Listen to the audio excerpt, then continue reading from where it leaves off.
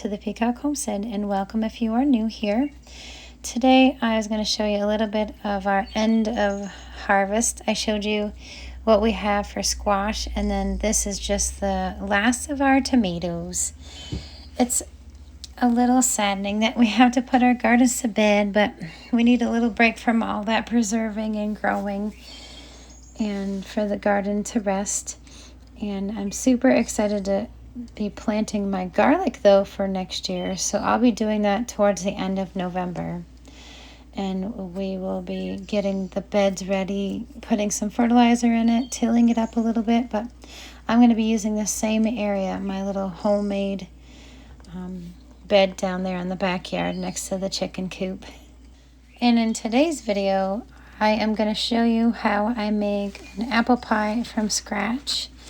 And I got the recipe out of the Better Homes and Gardens new cookbook. And it's definitely not a new cookbook. It's really old. I've had this since I was 20 years old. But it's a tried and true recipe. And I use this recipe book for many things. And I get my pie crust recipe from it and just some ideas for what to cook for dinner and whatnot. And there's some really good desserts and how-tos in this book as well.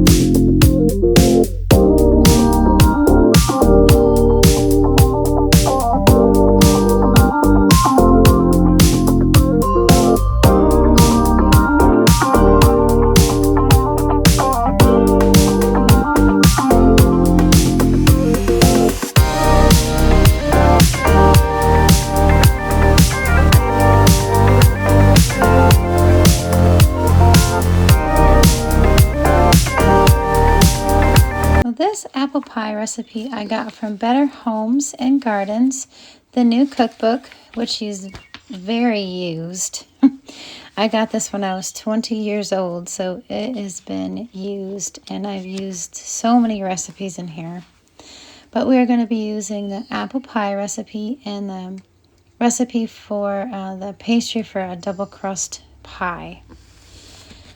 And it looks like I have more apples than I need, so I am just going to use about 8 or 9 to make it a nice and fluffy pie. And for this recipe for the pastry for the double crust pie, you're going to need 2 cups of all-purpose flour, 2/3 cup of shortening, or you can use palm fruit shortening or anything that you have on hand. And we're going to be adding 6 to 7 tablespoons of cold water, and we are going to mix this all up. And you don't need to chill it in the fridge. I just rolled it out right away. But if you do put it in the fridge, you'll have to let it set to room temperature, so it'll be easier for you to roll out.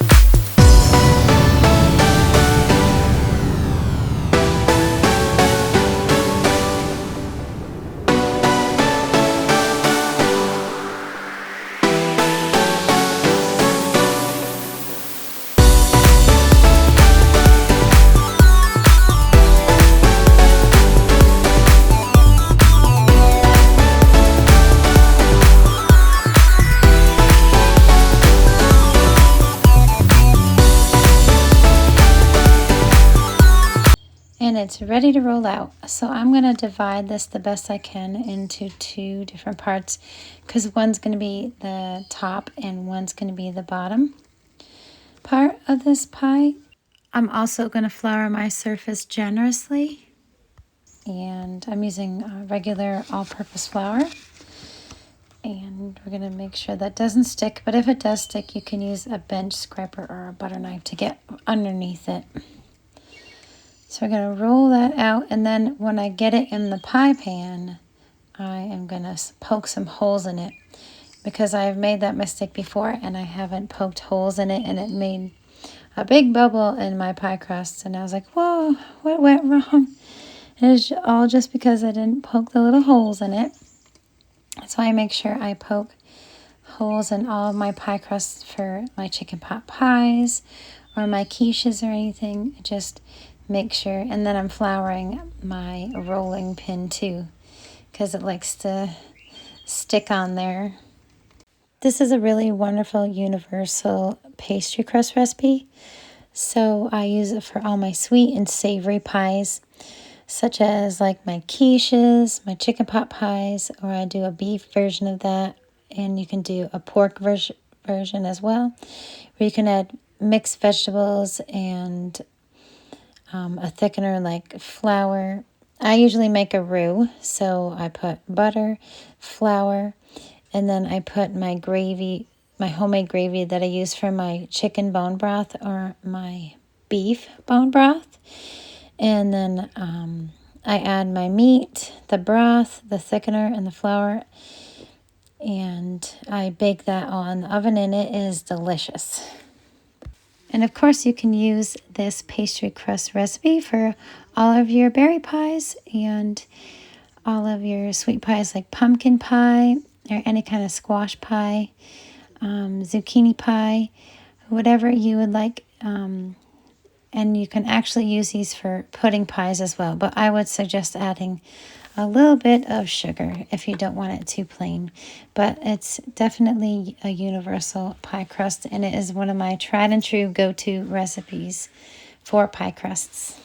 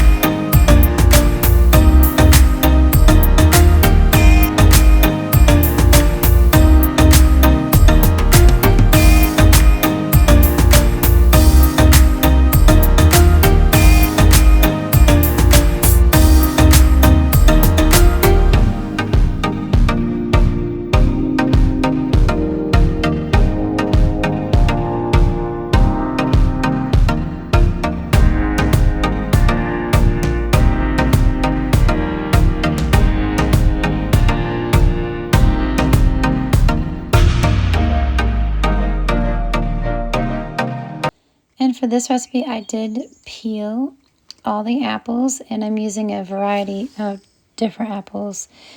So I have some of my Tillman Sweets Empire and a couple of Sweet 16s. For the filling, I used around 8 apples. I peeled them, and you can choose to put lemon juice in it or not. I didn't put lemon juice in it. I did put 2 tablespoons of flour, a teaspoon of cinnamon, and 1 cup of sugar. So we're going to mix that all together, and that will be our filling. You could also add some nuts or fruit if you like, and you can also add some extra spices like nutmeg. That would be delicious. I did keep it pretty plain by just putting cinnamon in it. You can also add some blackstrap molasses. I would say about a teaspoon or so, and that would definitely take it to the next level. And then we're going to pop it into our preheated oven at 375 degrees. And we're going to bake it for 50 to 60 minutes. I usually find that I have to bake mine, since I use these glass pans, for the full 60 minutes. So I also have about 3 gallons of apples in my freezer just to do fun stuff like apple pies or apple crisp and whatnot. I'd like to do some apple fritters. That would be fun. And you can also put some of these apples in your oatmeal. You could make a chutney with it. There are so many things you can do with these apples.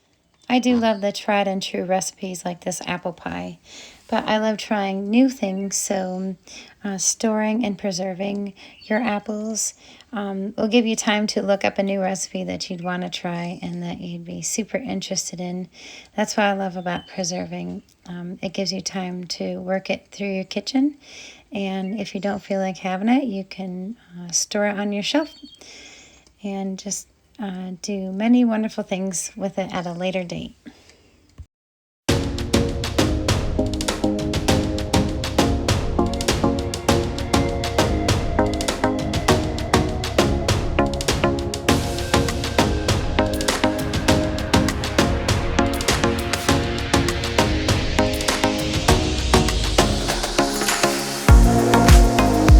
So once I get this top of the pie on, I'm going to just crimp the edges with both fingers, my pointer finger and my thumb.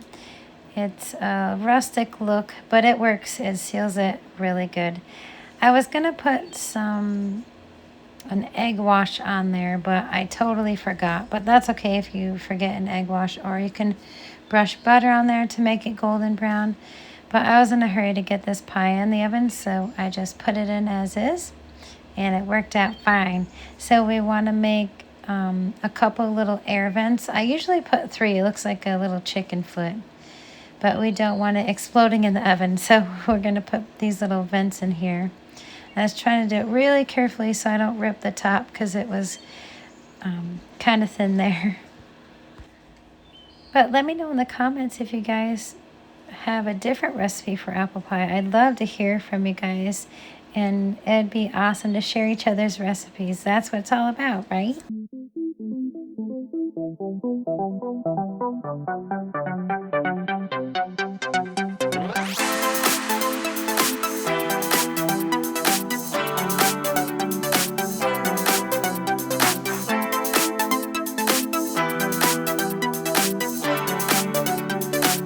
And let's see how it looks. I cooked it for the whole 60 minutes. That looks pretty good. I should have put some egg wash or butter on it, but that's okay. It tastes just as fine. It's just not beautiful as the other pie that I made with the butter or egg wash. It makes it a more golden brown, but it is still steaming. Whoa, picture perfect. And rustic with the edges. I love making pies from scratch. It's awesome. It's like a magic trick. But I hope you guys enjoyed this video, and I hope I inspired you to make an apple pie or a fruit pie of any kind, and you can use this pastry crust for savory dishes as well. But I hope you all have a wonderful week. Thank you so much for joining me today. Many blessings, and I will see you on the next video.